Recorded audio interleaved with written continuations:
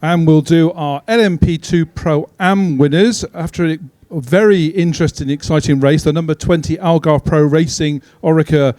Michael, congratulations. A great victory today. Very difficult race though. Yeah, extremely difficult. Tough start.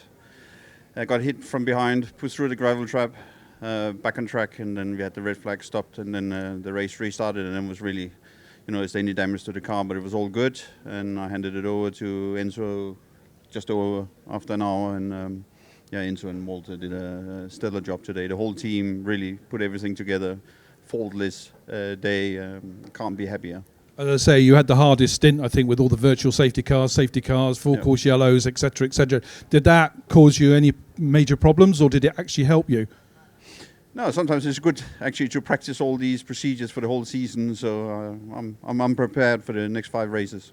You're no stranger to the top step of the podium, but how does that feel today to start this 2026? It's quite special. It's my first victory in LMP2 in the ELMS. Not Asia. Not Asia. We know you've won in Asia. Yeah. But congratulations. Enzo, I think this is your first ELMS victory, so congratulations. Fairly new compared to these guys to LMP2, but you're settling in quite nicely with it, aren't you? Yeah, so first race, first win. Couldn't start better. Yeah, I need to thank the team and Michael and Malthe for all the hard work during this week and the winter. Yeah, I mean, I feel really good with the team, really good with the car, so it comes a bit natural. Of course, I have still a lot of to improve, but the pace is there, everything is there. We have everything to do well, so really happy about this victory. But we look forward for Paul Ricard. You certainly seem to be pushing through the field and hand it over to Malthe in a pretty good position for him to bring it home. Yeah, I got a bit unlucky at the beginning with some traffic, but then I managed to pass 3 cars and hand the car to Malthe, I think, P4, and then Malthe did a stellar job to bring the win. So yeah, everything was perfect. We got luck, so yeah, just those perfect days. Well, you brought the car home, but it wasn't an easy. You were having a great battle out there with several cars, including the number 30 Duquesne team, and you seem to revel in it out there.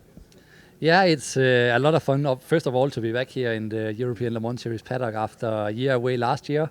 And then, like you said, it was very intense out there on track. I think Barcelona, with the new layout now in Sector 3, is known for being very, very difficult to overtake. And I think especially in these cool conditions today, it was hard to follow closely the cars ahead, as the tire degradation was not quite as bad as we probably expected.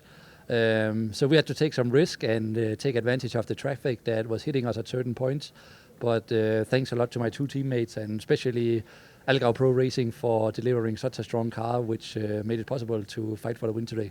We mustn't forget you actually first here 2 years ago when you were last here in Barcelona. You finished on top step. That top step seems to call you.